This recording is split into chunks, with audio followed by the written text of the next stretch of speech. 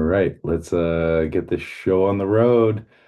Welcome, my friends, to another exciting edition of This Week in Space. My name is Joan Emerson Bell. I'm a consulting astrologer, tarot reader, licensed mental health counselor, and I like to show up here every morning or every Monday morning at 11-ish a.m. Mountain Time to give you all the breakdown on the astro weather for the week to, I don't know, give folks a sense of what's coming up, what's arising from the archetypal sphere, and how to work with these energies skillfully and not just get hijacked by the planets.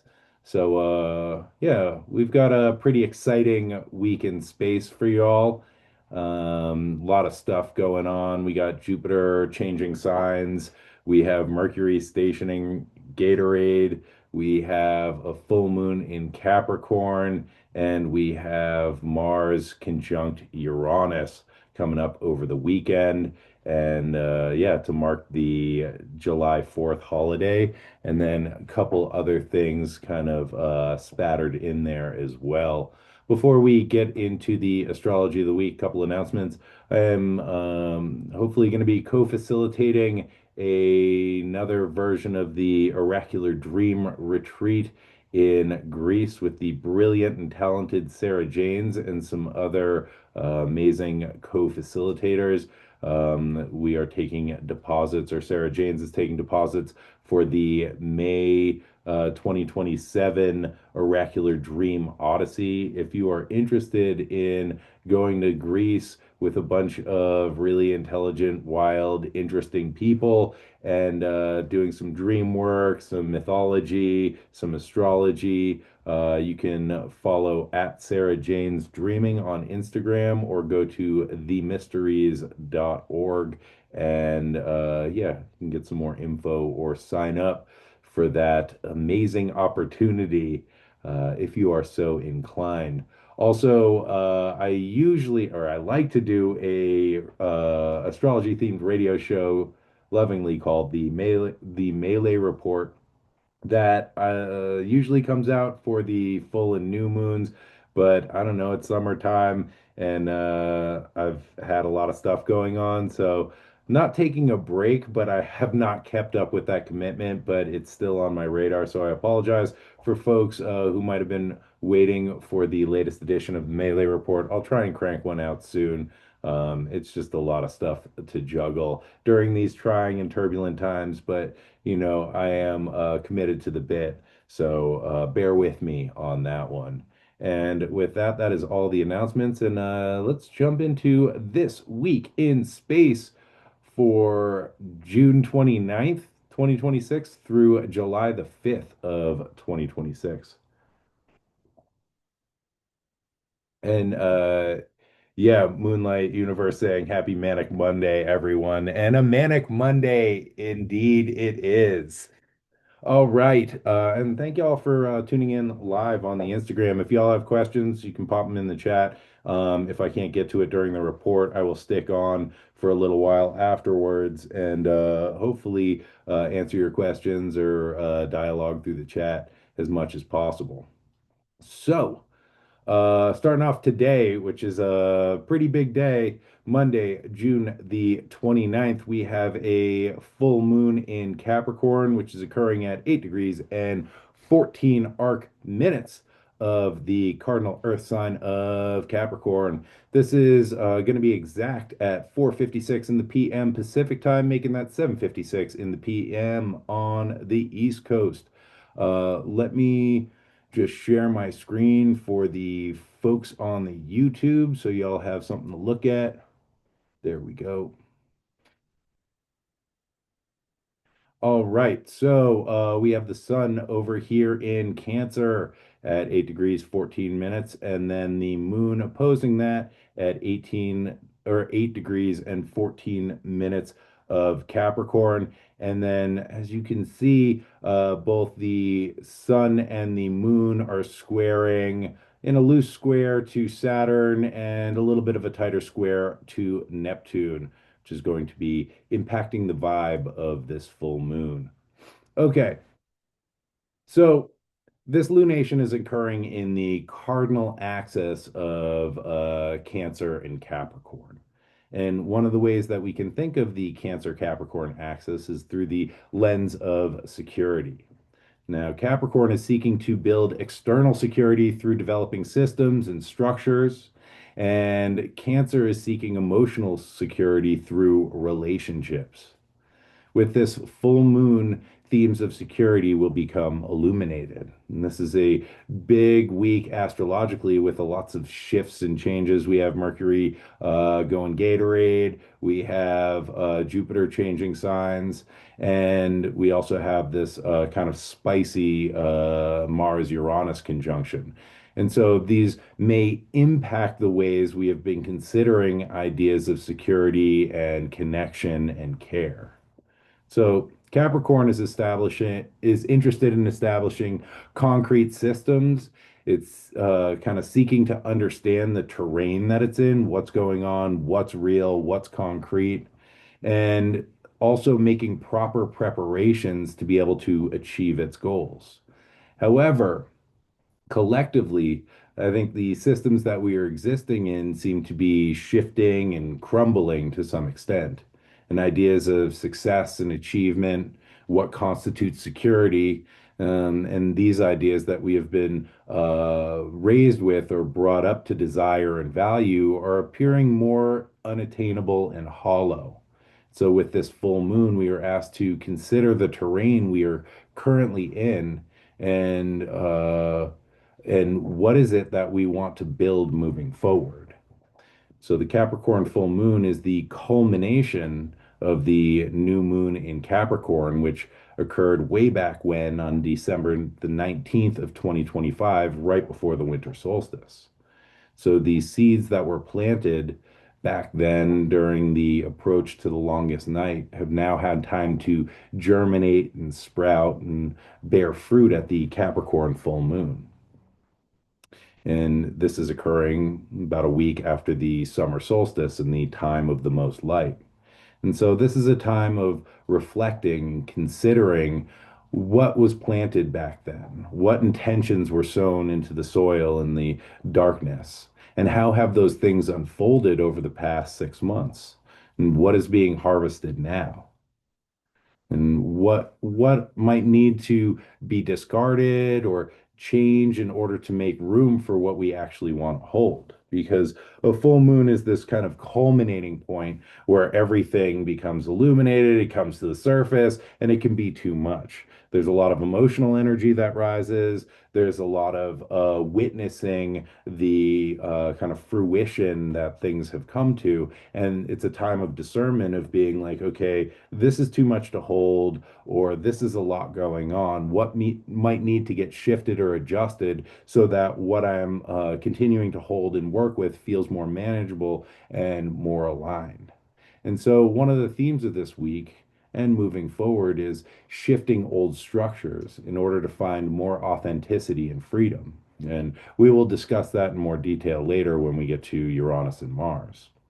But the Capricorn full moon illuminates areas of life where the models we have been operating under may no longer serve us and may need to be adjusted, reworked, or abandoned altogether.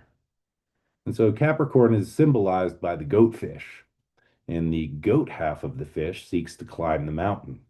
However, we want to consider what mountain we are climbing and why.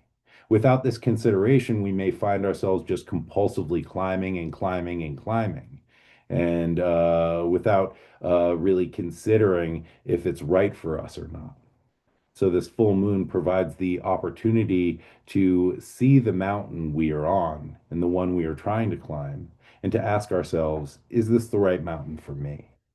If not, there is no shame in switching paths so we don't expend vital time and energy trying to achieve something that actually won't serve us in the long run. Capricorn is ruled by Saturn, which is interested in long-term goals and large cycles of time, years and decades and centuries. Saturn says that the actions that we take create the reality that we will live into. Cancer, on the other hand, is ruled by the moon, which is the quickest body in the sky. It moves fast and shifts our emotions day by day, hour by hour, week by week. And so with this full moon, we are kind of reconciling the way that we feel in the moment with the reality that we are creating for the future. And part of this process is recognizing where we are in this moment and how that makes us feel and what might need to shift to begin creating a preferred reality moving forward while considering the external factors that shape our decisions and desires. The other half of Capricorn is the fish and the fish tail. And this is connected with the deep waters of the psyche, which motivates our climb at an intuitive and emotional level. The fish part of Capricorn is embedded in the waters of connection and deep internal knowing.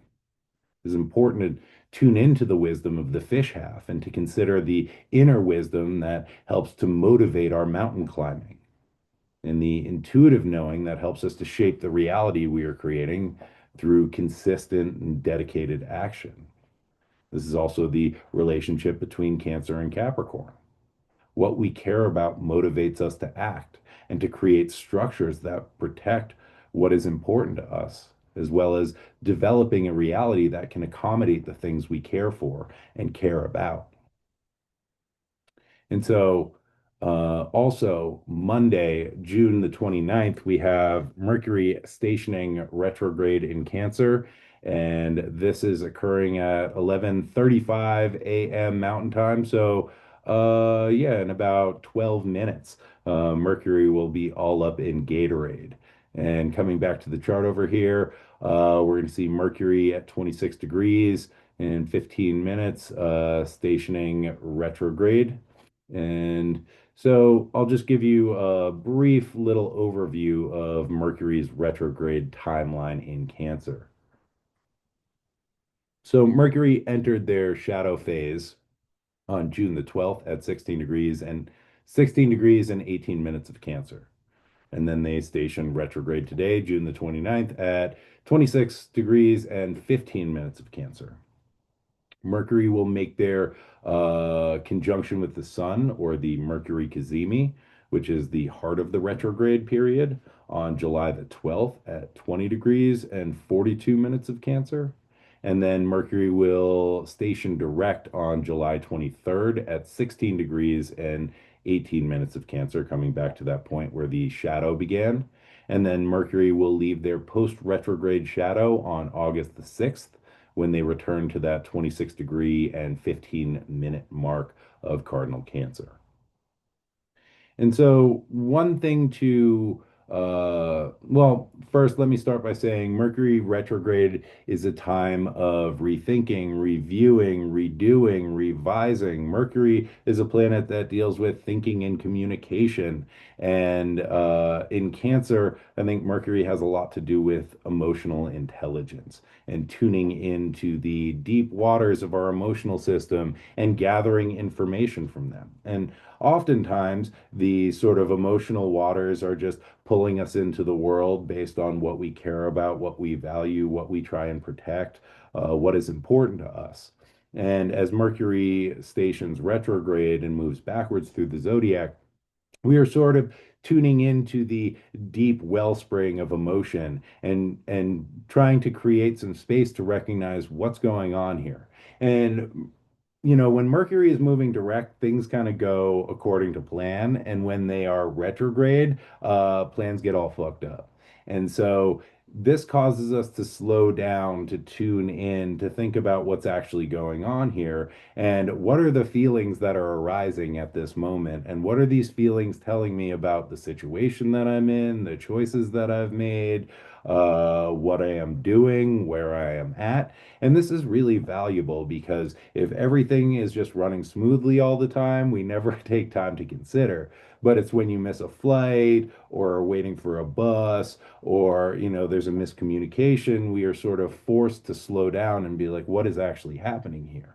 And with Mercury retrograde in Cancer, it is tuning into the emotions that are rising to the surface so that we can get more information about what we care about, what is important to us, the connections that we are embedded in, the emotional energy that causes us to act. And so tuning into that helps us to rework, refine, redefine, and reevaluate the ways that we are in relationship to the emotional waters in our system.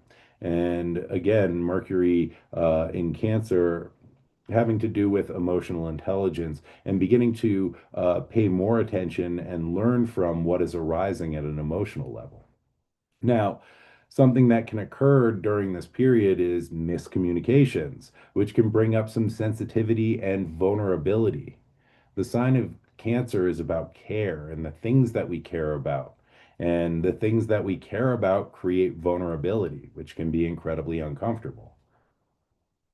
And um, if we have things that we care about, we want to protect them. And so Cancer has the related to the crab, the symbol of the crab has the sort of exoskeleton of the crab shell to protect the vulnerable insides of what is important to us and what we truly care about. And so, as Mercury, the planet of communication, commuting, and commerce moves backwards through the zodiac, we may experience miscommunications, missteps, delays in our plans, and unmet expectations. All of these disruptions may create some feelings and feelings that what we care about and what's important to us is under threat or is not valued. And so we might be left feeling unimportant or neglected or uncared for due to the circumstances of the retrograde period. And these feelings that may arise can provide some valuable information about what's truly important to us. And Mercury, as the psychopomp, can help us to follow these feelings into the inner world to gather the insights that they have for us if we allow ourselves to follow these threads.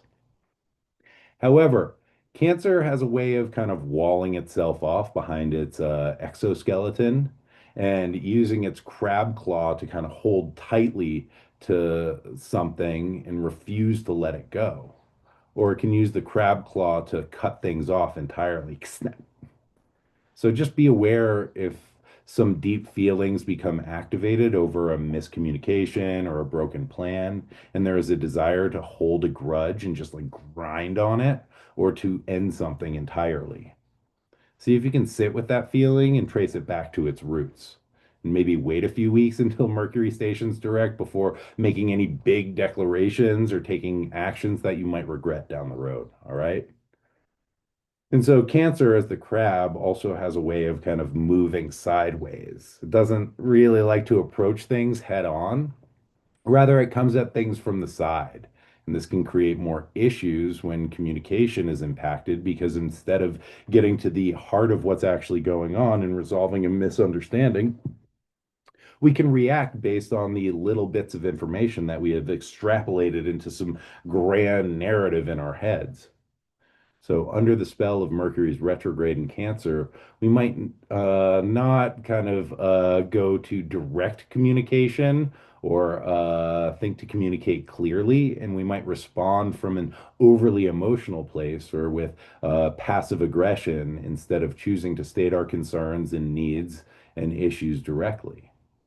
And don't get me wrong, there is nothing wrong with experiencing emotions around difficult interpersonal issues. However, we want to let those emotions settle so we can bring our thinking brain back online and be able to communicate what is going on in our emotional landscape in ways that can be received and understood by others in order to resolve the issue. When we get emotionally activated, that occurs in the limbic system in the brain and the prefrontal cortex, if we are stressed out or really emotionally activated, the prefrontal cortex, which is the decision making, the logical, rational, I understand the consequences of the action I'm about to take, that all goes offline. And so we are just operating out of the kind of limbic fight or flight system. And so, if we find ourselves being emotionally activated and getting into that fight or flight and wanting to whip out that crab claw and just like snap at somebody, see if you can like take a couple breaths, walk around the block, go smoke a cigarette, do some jumping jacks, and allow the sort of rational prefrontal cortex to come back online so that we can kind of balance the emotional activation with some rational thinking and try and find a way to navigate that skillfully instead of just reacting and walling ourselves up or whipping out the crab claw. You know what I'm saying? Um, Yeah, so again, if we are feeling some emotional activation around miscommunications and altered plans, see if you can kind of stop, drop, and follow those feelings down to the source before taking any big actions. And it's really difficult to sit with our feelings, but Mercury is asking us to rethink, reconsider, and review what we are experiencing, perceiving, and feeling before we respond. And Cancer, as cardinal water, is like a kind of freshwater spring that comes out of the earth. It is the source of the creeks and streams and rivers of our emotional life that are always seeking to return to the ocean of the collective. And Mercury can help us to trace these emotional waterways back to that source and to recognize what is arising and where it's coming from to give us better access to the life-giving energy of the water in our charts. Another thing to consider with Mercury in Cancer is that Jupiter is leaving this cardinal water sign today around midnight tonight. That's mountain time, just as Mercury is stationing retrograde, about 12 hours after the retrograde station. And so Jupiter just spent the last year in Cancer, the sign of its exaltation. And so, with Mercury doing its backwards dance of revision and rethinking in this sign, it might be beneficial to review this past year and to consider what impact Jupiter had on the Cancerian areas of our lives. Uh, what do you feel got expanded or elevated over this past year? What wisdom do you feel like you received from Jupiter's time in Cancer? What learning did you undergo? And what blessings do you feel like you received? This Mercury retrograde might be a great time to tune into the things that Jupiter brought us in the Cancerian areas of our chart this past year and to integrate some of the gifts that we may have received. Okay, also, Monday, June the 29th, we have Jupiter entering Leo. And coming back to the chart, let me see if I can move this forward a day. Ugh. Okay. So, yeah, Jupiter entering Leo at it occurs at 11:52 p.m. Mountain Time. So, about 12 hours later than Mercury's retrograde station, which is occurring by my clock in about 1 minute. Happy Mercury Gatorade, everybody. Let's see if the tech holds through this. So over here on the chart, we have Jupiter in Leo entering or beginning its 1 year, about a year, tenure in the fixed fire sign of Leo. So Jupiter was in Cancer, the sign of their exaltation, from June 9th, 2025 until today, Monday, June the 29th of 26.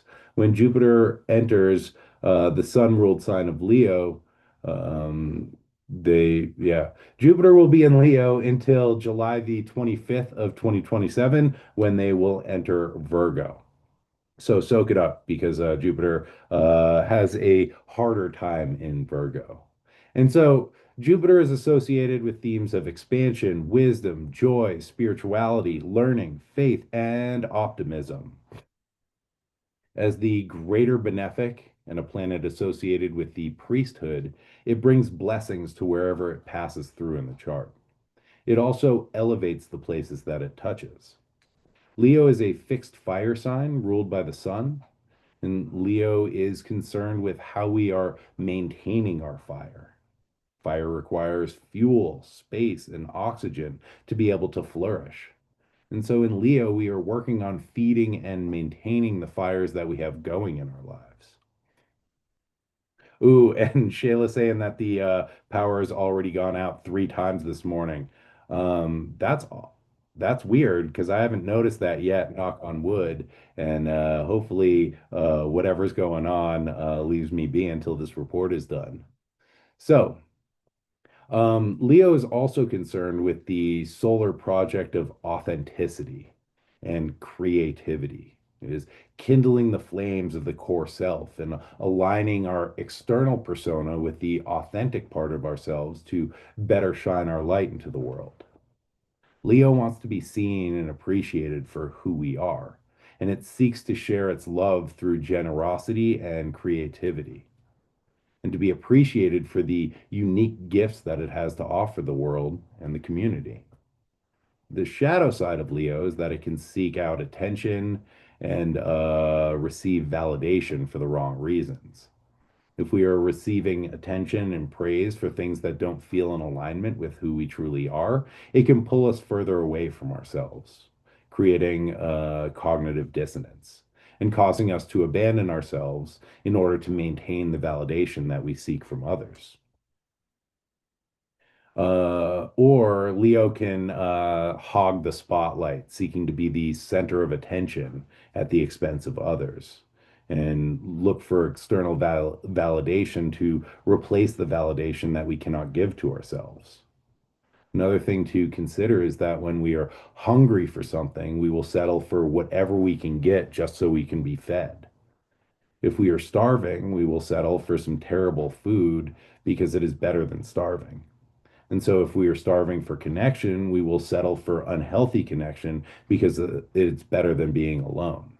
And if we are starved for attention, we will oftentimes act out because even negative attention, like anger or resentment, is still attention. And that's better than just being ignored. But, we want to consider the types of attention that we really want. Child psychologist Alfred Adler talks about when children act out, they are seeking either attention and connection or to feel important. And acting out is seeking a sense of connection and agency. And I think that adults act out for the same reasons and probably just as much. We're just better at hiding it, kind of most of the times. And so as Jupiter enters Leo, these core needs around attention and these strategies that we employ to achieve them will become magnified because Jupiter expands things, it elevates things. The idea is to increase our awareness of these needs for attention, agency, and connection and address them in healthy ways so that these unmet needs don't need to expand to the point of full-blown inflation and then subsequent meltdown. So Jupiter expands whatever it touches.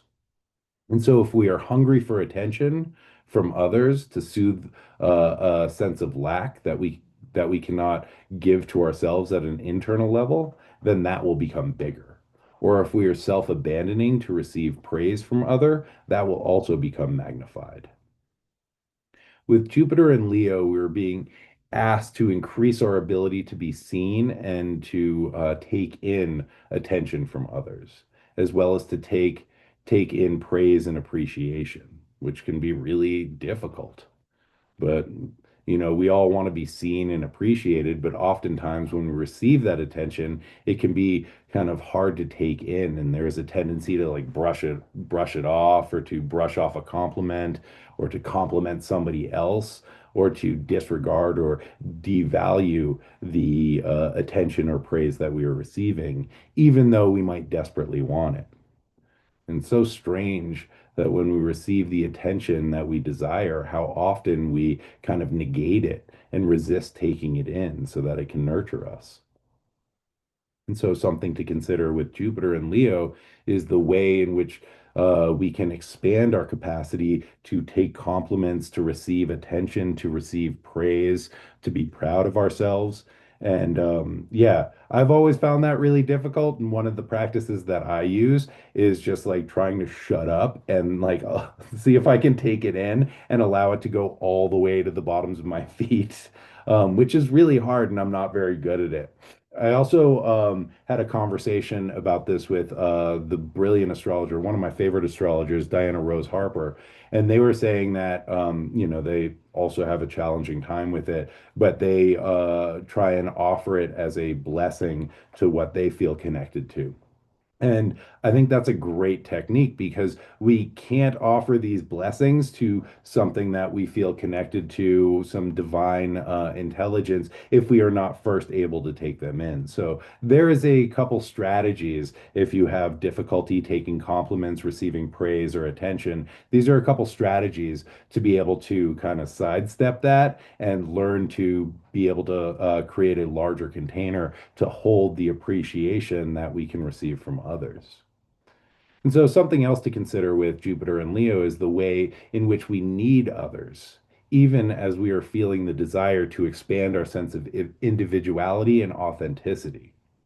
And this next section is inspired by the writing of Gabriela Gutierrez, who I just joined her Substack. It's Under a Fig Tree, and it's honeyed ways on Instagram.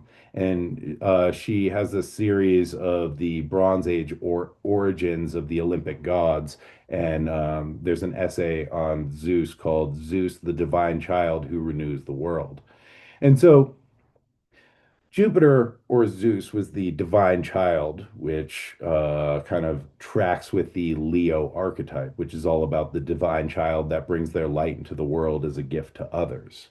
And when Zeus was born, he is hidden away by his mother Rhea from his baby-eating daddy, Kronos, or Saturn. And so Rhea gives little baby Zeus to a pack of nymphs to raise until he is old enough to come back and overthrow Kronos. Zeus, all-powerful sky god, was also a little baby who relied on the help and support of a community in order to raise him. And so the divine child is not the rugged individualist nor all-powerful sky god making their way in the world. Rather, they are a being embedded in a system of care that allows them to develop their inner qualities and share them with the world. There's another thing to note with Jupiter moving into Leo.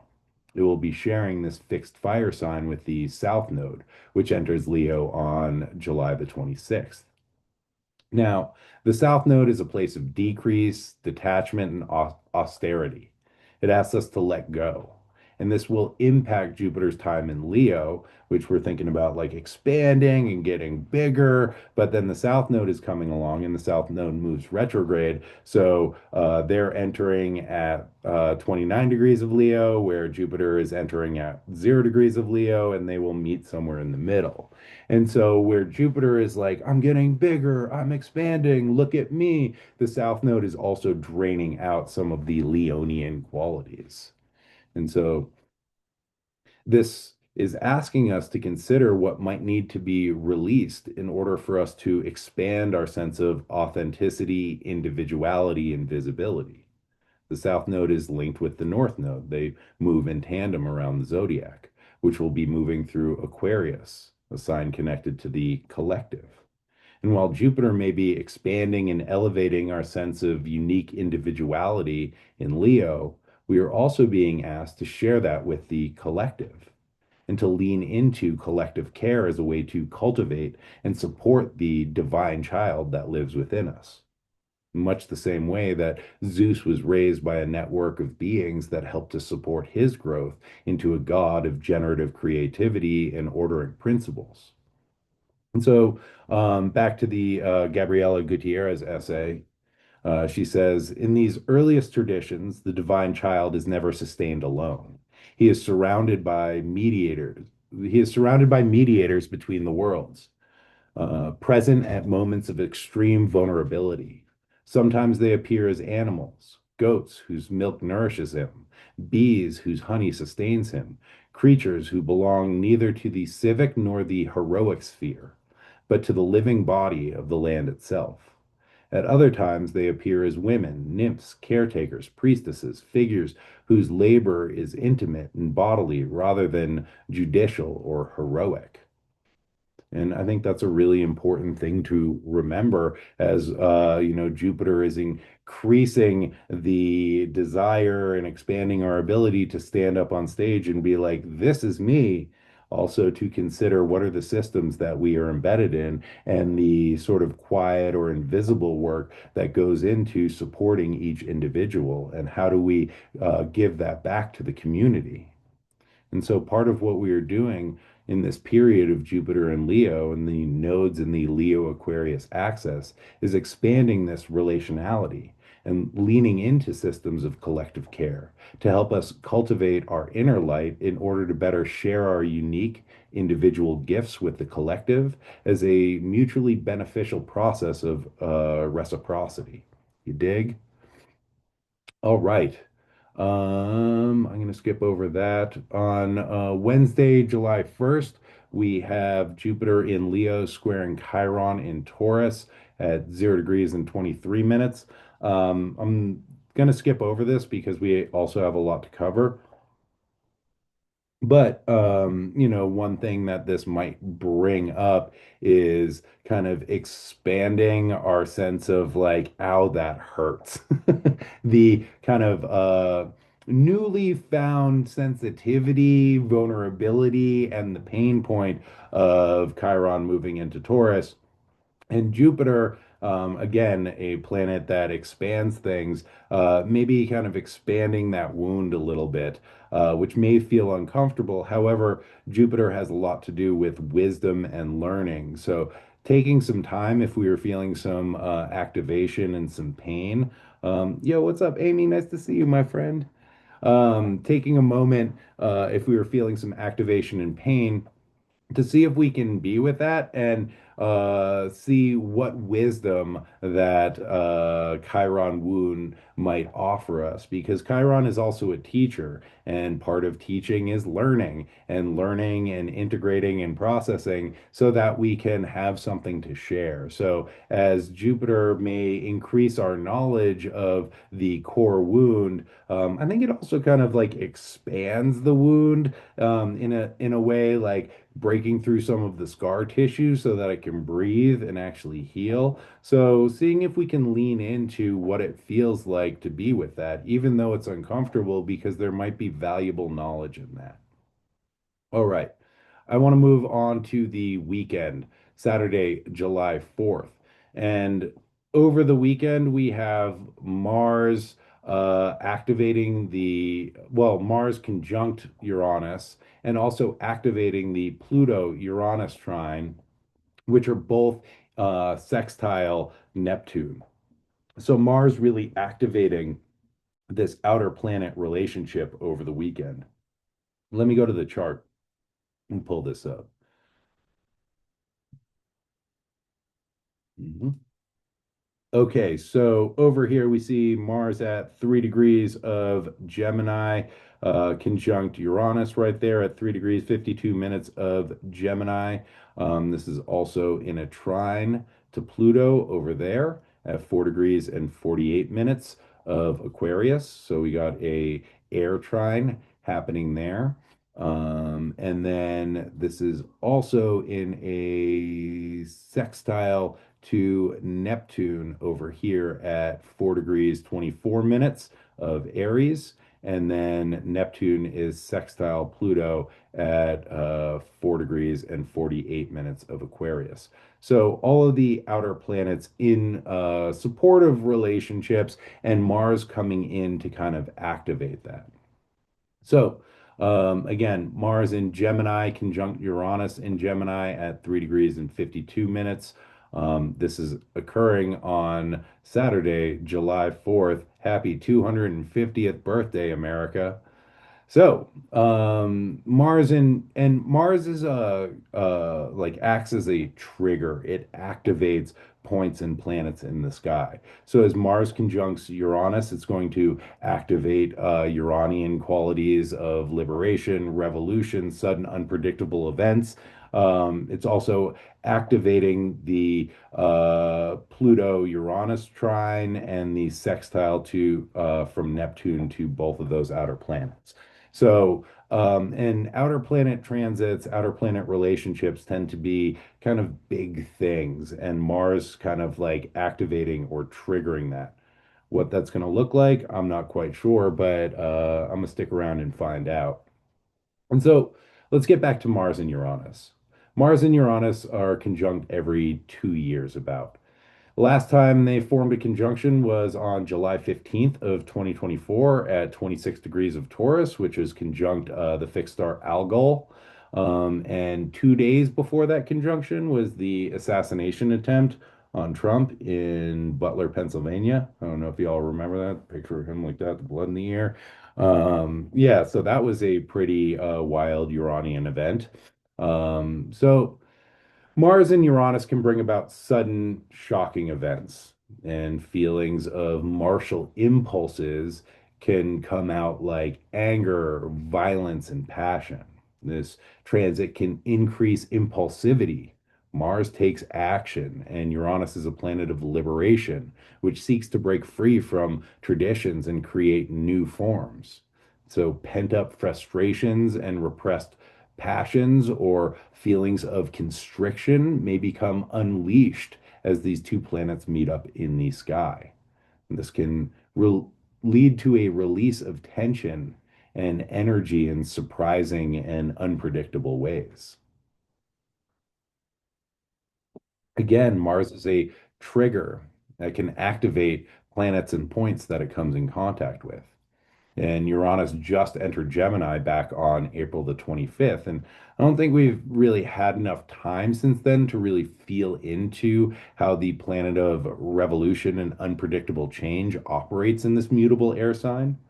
However, with Mars meeting up with Uranus here, it might activate some of the expressions of Uranus in Gemini and make more visible the energy of Uranus in this mutable air sign through action.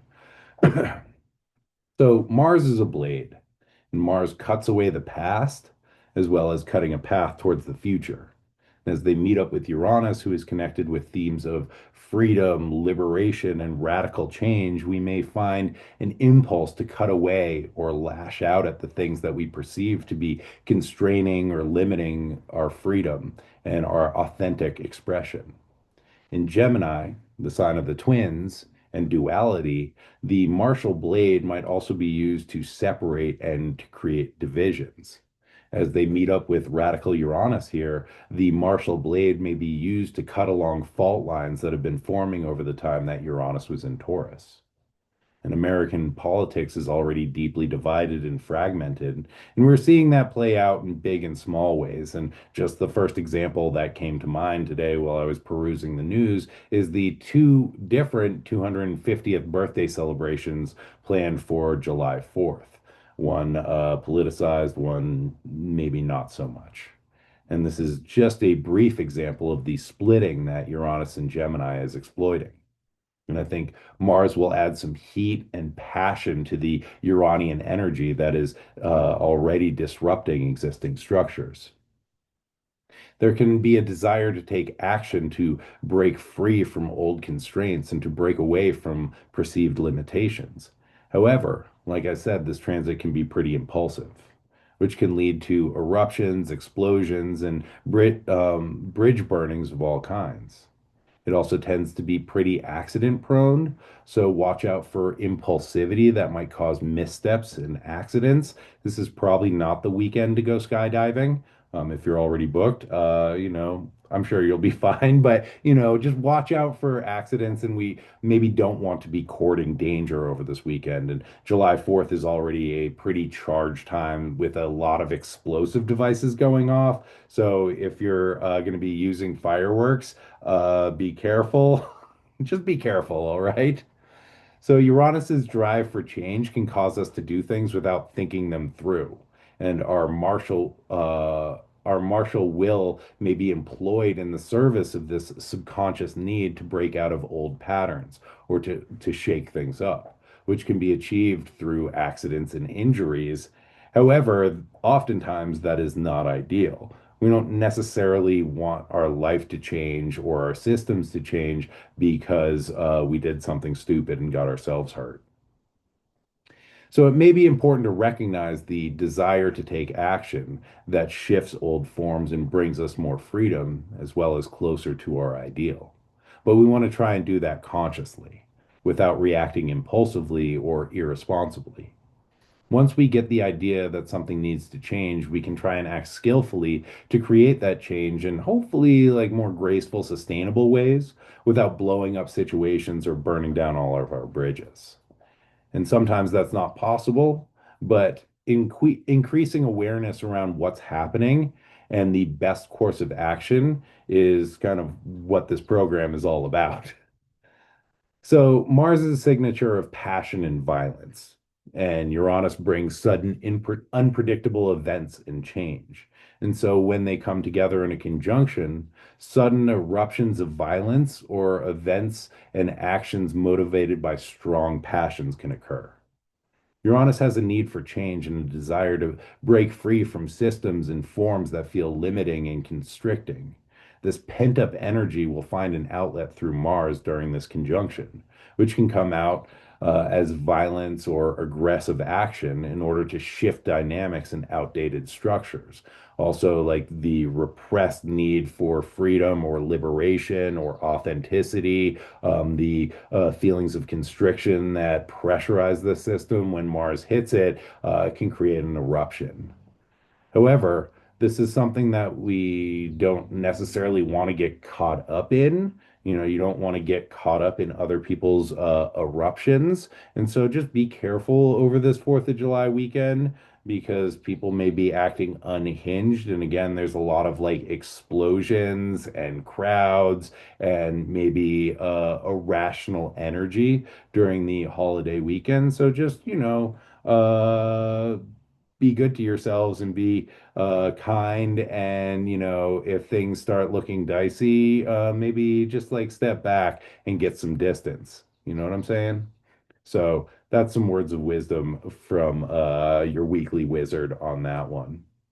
So, also Saturday, July the 4th, we have Mars in Gemini, sextile Neptune in Aries. We can see that here in the chart. I pointed that out earlier, but we have Mars right here in Gemini, forming the sextile to Uranus, or sorry, to Neptune, excuse me, at 4 degrees and 24 minutes. And so the sextile might add a degree of sensitivity to hot-headed Mars. The sextile is a supportive aspect, and Neptune is dissolving and kind of softens some of the ego drives of Mars, which might allow them to consider the ways that their actions and appetites might impact others, which can be helpful. Um, and again, Mars is contacting all of the outer planets over this weekend, which is like kind of some big stuff. And so Mars may want to, with this sextile to Neptune, Mars may want to act for the benefit of others and instead of just trying to serve the individual ego. So we might also find a desire to act towards the greater good or find a higher calling or spiritual purpose for our actions. However, Mars Neptune can be a signature of zealotry and fundamentalism, and the belief that our actions are ordained by God, which I think is a very creepy belief. And that can result in some pretty terrible things, as history has shown. And so Mars is the ruler of Neptune in Aries. And there's an interesting relationship occurring here as they come into a sextile, which might reveal a little bit more about how Neptune is functioning in this cardinal fire sign, where themes of dissolving identities and action motivated by belief are being highlighted. So let's move on to Sunday, July the 5th, and the last transit that we will be talking about, rounding out our hat trick of Mars in supportive relationships to the outer planets, as Mars in Gemini will try and Pluto in Aquarius at 4 degrees and 46 arc minutes of those air signs. Um, and let me see if I have that here. Yep, great, fantastic. All right, so over here we have Mars at 4 degrees and 46 minutes in a trine to Pluto over here in Aquarius at 4 degrees and 46 minutes. And again, we can see this sextile to Neptune, who's at 4 degrees and 25 minutes over there. All right, so Mars in Gemini activating the Uranus Pluto trine, as well as the sextile that both of these planets are making to Neptune.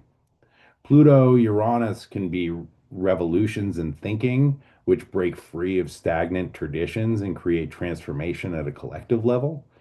Can also be the liberation of libidinal energy and aggressive survival drives that operate at an unconscious level of the psyche. However, a trine is a supportive aspect where planets are kind of in collaboration or are conspiring together. And so we have Mars and Uranus in conjunction, kind of linking their attributes and potentials, and then coming into this collaborative aspect with Pluto. So we have this building relationship between Pluto and Uranus, which Mars is kicking into gear and lighting a fire under as it enters the picture. Mars has a way of starting conflicts or taking action that pull it deeper into an initiatory process. Oftentimes, much deeper than Mars intended when they first popped off or decided to take the first step into action. And Pluto is a planet of transformation, but that transformation occurs through initiation and a descent into the underworld and into the shadow realms. Mars-Pluto contexts usually cause us to be pulled under in some way, shape, or form to activate some type of initiatory process and subsequent change. In a trine aspect, this process tends to be more gentle than a hard aspect like a square, opposition, or conjunction. However, the urge to act based on unconscious forces and the resulting underworld adventure is still encoded in their relationship. With Uranus up in the mix of this trine, there can be unpredictable events and sudden changes that accompany this process and may kind of pave the way for initiation or transformation. And again, this might be deep urges for change or liberation that might inspire us to act, that then pulls us into the initiation that creates the transformation where those changes can occur. So Pluto is also a symbol of power. With this configuration of Mars and revolutionary Uranus trining Pluto, there can be actions or events that disrupt the balance of power and the drive to consolidate and maintain power as a reaction. It will be interesting to see how the disruptive energy of Uranus impacts power structures during the time of this trine and the flashpoint of Mars entering the mix. With Mars trine Pluto, it can be a good time to take action for change, and Mars providing the sort of outlet for the Plutonian forces that operate in the underworld of our psyche. Mars expresses these urges and forces through action. And it can be helpful to take a moment to consider what is motivating you to act over this weekend. Pluto is a place of repression and shadow. And these are very powerful forces. And these unconscious drives may find their way to the surface through Mars, which takes action through these motivations or based on these motivations. And so, if we can slow down and examine the desires and the urges that are surfacing over this time, we might develop more awareness of how to act skillfully instead of becoming hijacked by our unconscious drives. And I think that Mercury's retrograde in Cancer also supports this. Like I said at the beginning, allowing us to tune in and notice, what am I feeling now? Where is this coming from? How do I integrate this? How do I work with this instead of being hijacked and just drawn into action in the service of these unconscious urges or drives? And so during this trine, we can work with the power of Pluto to act skillfully to create change in ways that feel positive and productive. However, to do this well, we need to be aware of what's happening and what we are doing instead of, again, being hijacked and just being pulled into action that may drag us down into an underworld initiation that we never bargained for. You know what I'm saying? Okay, with that, my friends, that is all the astro weather that is fit to print. Thank you all so much for tuning in to another exciting edition of This Week in Space. Again, I am your host with the most, Joan Emerson Bell, astrologer, tarot reader, mental health counselor. If you are seeking some astrological wisdom, support, and or advice, you can hit me up through my website, campwizardcamp.com, or on the Instagram at Blind Stallion Space Wizard.